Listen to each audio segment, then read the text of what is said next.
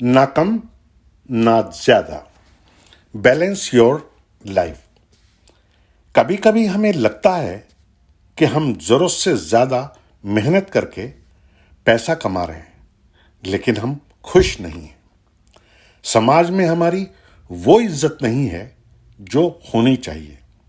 हम दूसरों के लिए इतना कुछ करते हैं, लेकिन वो हमें उतना महत्व नहीं देते जितना उन्हें देना चाहिए। हम दूसरों को जान से ज्यादा प्यार करते हैं, और वो है कि बस ठीक ठीक, जैसे वो उस प्यार को कोई अहमियत ना दे रहे हों। चाहे वो परिवार के लोग हों या रिश्तेदार या फिर समाज के लोग। हम ऑफिस में मेहनत करके ओवर टाइम लगाकर भी काम करते हैं, तब भी बॉस हमसे खुश नहीं रहता।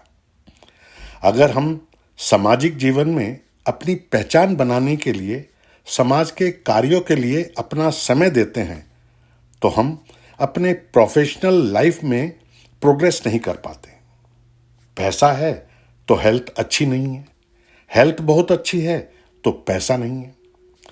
जीवन में बहुत से लोगों को इसी तरह की या इससे मिलती जुलती समस्याओं से जूझना पड़ता है।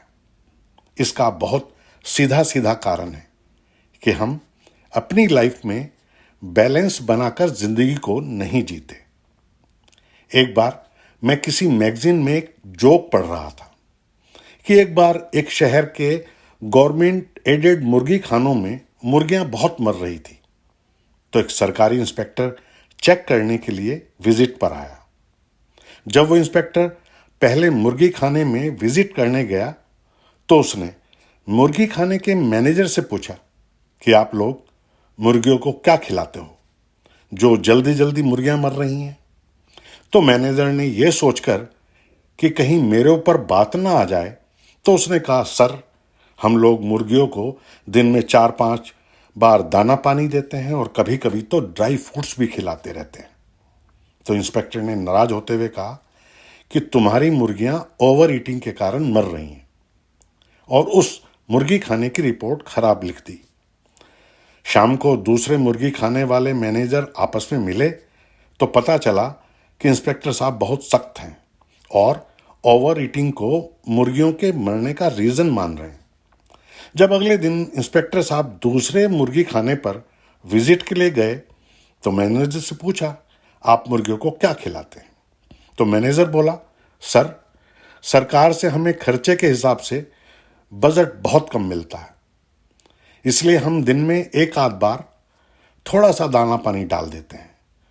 तो इंस्पेक्टर साहब ने उनकी भी रिपोर्ट खराब बनाई कि मुर्गियां कम दाना पानी की वजह से मर रही हैं। तीसरे दिन जब इंस्पेक्टर साहब तीसरे मुर्गी खाने पहुंचे, तो वहां पहुंचकर भी वही सवाल किया, लेकिन तीसरे मुर्गी खाने के मैनेजर ने कहा, सर, हमें सरकार से प्रति मुर्गी प्रतिदिन 1 रुपए के हिसाब से बजट मिलता है, और हम तो रोजाना प्रत्येक मुर्गी के बर्तन में 1 रुपया रख देते हैं। खैर, यह तो एक जोक था, लेकिन इस जोक में जीवन की बहुत बड़ी फिलॉसफी छुपी हुई है। अगर हम जिंदगी के हर पहलू में, जीवन के हर क्षेत्र में बैलेंस बनाकर चलेंगे, तो हमारी लाइफ सहज, सरल और सक्सेसफुल बन पाएगी। सबसे पहले तो हमें यह विचार करना है कि हम लाइफ में बैलेंस कैसे बनाएं। अगर हम एक नज़र अपनी जिंदगी के ऊपर डालें, तो हमें पता चलता है कि हमारी जिंदगी जनरली 4 क्षेत्रों में बटी होती है: family life, professional life, social life और पर्सनल लाइफ। अगर हम इन क्षेत्रों में बैलेंस बना लें, तो हमारी जिंदगी पटरी पर तेजी से दौड़ने लगेगी। इसके लिए तो हमें अपनी जिंदगी को रीसेट करना होगा। रीसेट करने के लिए हमें अन्य संसाधनों के साथ साथ कुछ महत्वपूर्ण बातों पर फोकस करना होगा। वो है टाइम, प्रायोरिटी और पॉजिटिव यूज ऑफ ब्रेन। सबसे पहले हमें ऑब्जेक्टिविटी के साथ प्लानिंग करनी पड़ेगी कि किस क्षेत्र में प्रायोरिटी के हिसाब से कितना समय देना चाहिए, ताकि सभी क्षेत्रों में हम बैलेंस बना सकें। और इस प्लानिंग में सबसे महत्वपूर्ण कीवर्ड है ड्यू, यानी ना कम ना ज्यादा। जिसको जितनी जरूरत है उसको ध्यान में रखकर सामंजस्य बनाना होगा। यह बहुत आसान है क्योंकि हम सबके पास बुद्धि है, हम अपनी जिंदगी चला ही रहे हैं। बस हमें ठंडे दिमाग से सोचकर प्लानिंग करनी है कि सभी क्षेत्रों में कितना समय देना चाहिए, और यह काम हम बहुत सहजता से कर लेंगे। अब बात आती है कि हमने फैमिली, प्रोफेशन, सोशल और पर्सनल लाइव्स को कितना कितना वक्त देना चाहिए, यह तो तय कर दिया।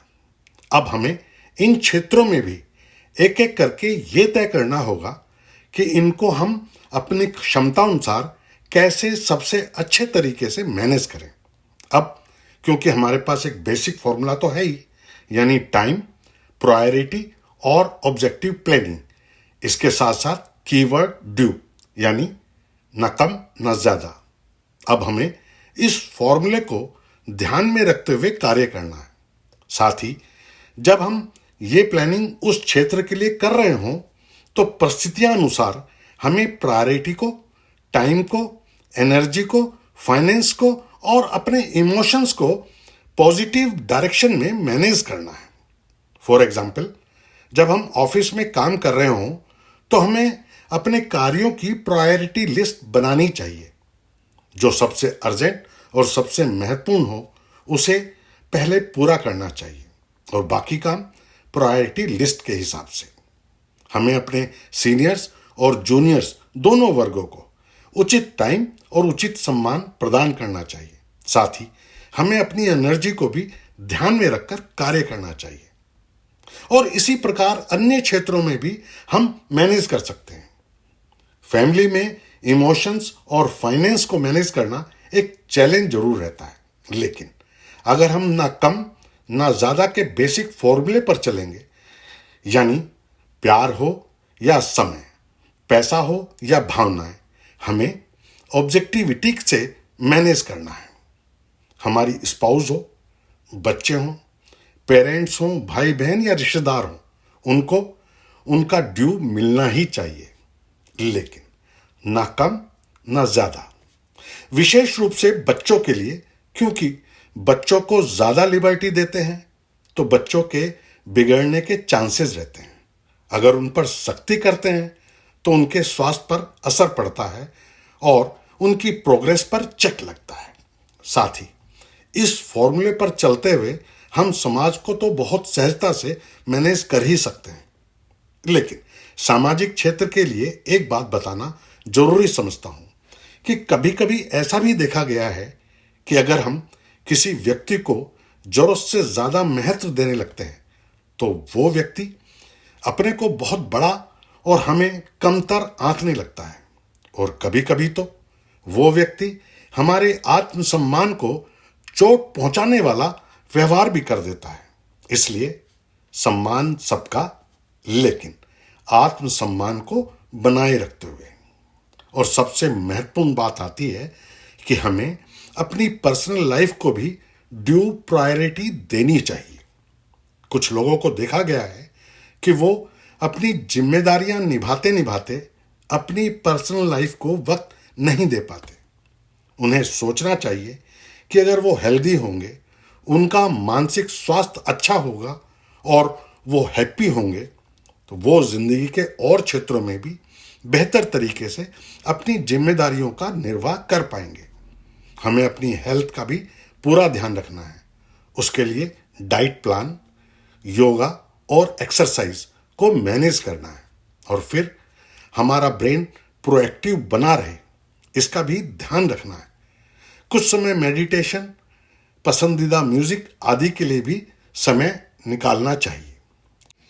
और इसके साथ साथ कुछ पैसा भी अपने लिए स्पेयर करके चलना चाहिए, क्योंकि ना कम ना ज्यादा का फॉर्मूला अपनी पर्सनल लाइफ पर भी तो लगाना है।